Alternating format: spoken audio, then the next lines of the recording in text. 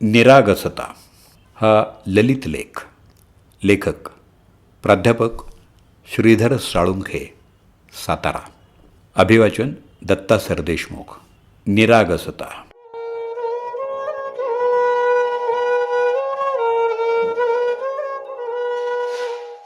सात्विक शुद्धतेची कोवळी नाजूकता म्हणजे निरागसता. ही निरागसता कोणत्या उपकरणानं किंवा यंत्रानं नाही मोजता येत. ती तरल अंतःकरणानं अनुभवण्याची मोरपंखी स्पर्शाची संवेदना असते. नितळ डोळ्यातून ओसंडणारी धिटुकली जिज्ञासा असते.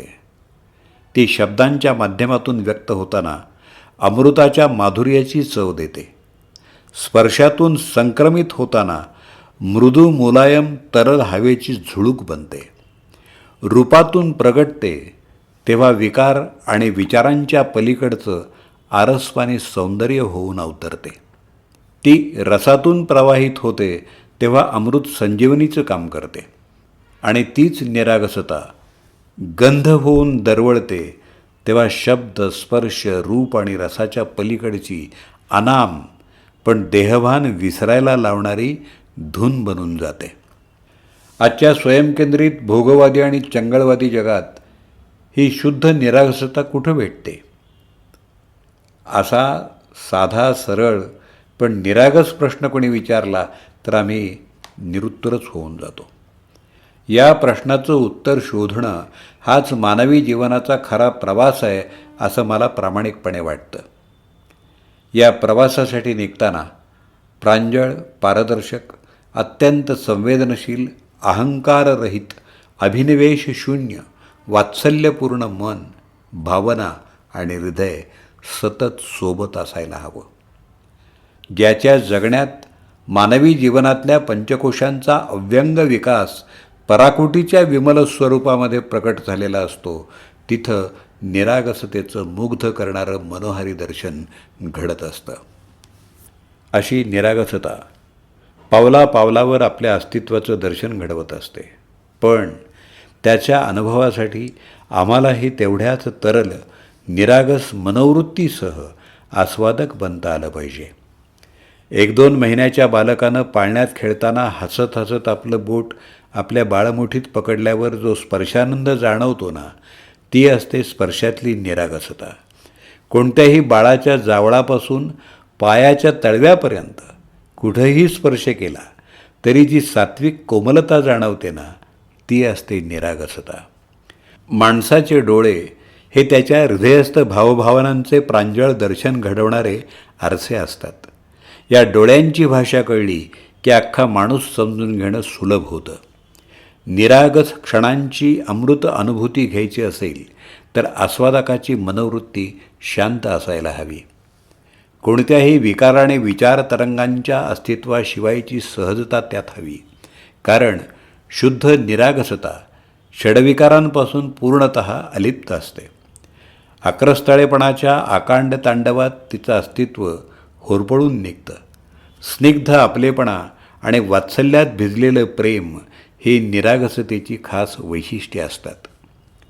अपेक्षारहित नजरेतून प्रसन्नता जेव्हा ओसंडत राहते तेव्हा संपूर्ण भोवतालावर निरागसतेचा सडा शिंपल्याचा अनुभव येत राहतो.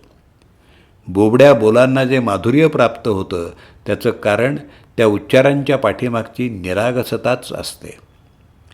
शुद्ध निरागसतेमध्ये एवढी शक्ती असते की ती विकारी वासनांनासुद्धा निर्विकारी सात्विकतेमध्ये बदलू शकते. म्हणून तर एकही कपडा अंगावर नसताना दुडूदुडू धावणारं शैशव पाहताना आपण कौतुकात रमून जातो. मनात येणाऱ्या भावनांना विकाररहित करण्याची ताकद निरागसतेमध्ये असते. निरागस हास्य आणि लढीवाळ शब्द फक्त बालकांच्या मुखावरच शोभून दिसतात. श्रोते हो, निरागस शब्द उच्चारला तरी फक्त आणि फक्त बालरूपच नजरेसमोर साकारतं. याचं कारण त्याच्या कोणत्याच कृतीला मतांच्या आग्रहीपणाची वाळवी चिकटलेली नसते. वय आणि अनुभव वाढत जातात तशी स्वतःची मतं दृढ होत जातात. त्यामुळं निरपेक्ष सहजता वृक्ष व्यवहारी बनत जाते. त्यातली कोवळीकता अहन्मन्यतेच्या धगीनं करपत जाते. प्रांजळतेची जागा कावेवासपणा बळकावतो. शब्दांना मतलबीपणाचा दर्प येत राहतो आणि निरागसतेच्या नवनीताचा कोळसा बनत जातो.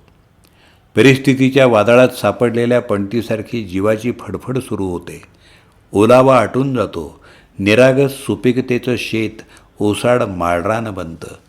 एकाकीपणाच्या शापानं जीवनवेलच कोमेजू लागते आणि माणूस बनत जातो संवेदनाशून्य यंत्र. तिथं मी आणि फक्त मी शिल्लक राहतो, इतरांचा फक्त आपल्या स्वार्थासाठी वापर करण्यासाठी. निरागसतेचं संवेदनशील विश्व स्वतःला अनुभवता यावं असं मनापासून वाटत असेल तर आम्ही पांघरलेल्या पद, पैसा आणि प्रतिष्ठेच्या फसव्या झुला झुगारून आम्ही जसे आहोत तसे निःसंकोचपणे व्यक्त होता आलं पाहिजे.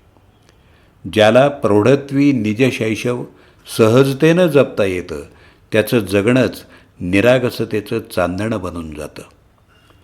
निरागसता म्हणजे कोमल भावनांचा सहजपणे झुळझुळत वाहणारा, शुद्ध आणि अवीट गोडी असणाऱ्या पाण्याचा प्रदूषणमुक्त निर्झरच. निरागस सूर हृदयातून निरागस ओठांवर आले की ऐकणाऱ्याच्या कानातून मनात जाऊन रुजतात आणि आचरणातून प्रगटत जातात. निरागसता अंतःकरणापासून प्रगटते तेव्हा हिंस्त्र क्रूरतेलाही कारुण्याच्या डोहात स्नान करायला भाग पाडते. क्रोधाच्या अग्नीलाही शब्दांशिवाय शमवण्याची ताकद निरागसतेमध्ये असते. वासना आणि विकारांच्या ओरबडणाऱ्या काटेरी वृक्षपणालाही वात्सल्याच्या सुगंधी फुलबागेत परावर्तित करायची ऊर्जा निरागसतेत असते. नैराश्यानं जीवनाचा डाव अर्ध्यावर उधळायला निघालेल्या पराभूत मानसिकतेवर सृजनाची संजीवनी शिंपून निर्माणाची किमया साध्य करायला सिद्ध करणारा महामंत्र म्हणजे निरागसता. ज्याला निरागसतेचा हा महामंत्र समजला तो जिथं जाईल तिथं आपल्या अस्तित्वानं आनंदाचा आवार निर्माण केल्याशिवाय राहणार नाही. ज्याच्या जीवनाच्या तारा निरागसतेशी जुळलेल्या असतात त्याला संपूर्ण विश्वच आनंदाचा डोह वाटत असतो.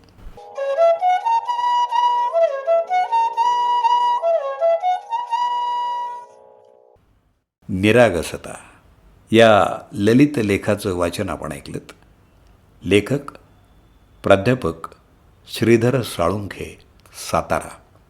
त्यांचा मोबाईल नंबर 9422606507.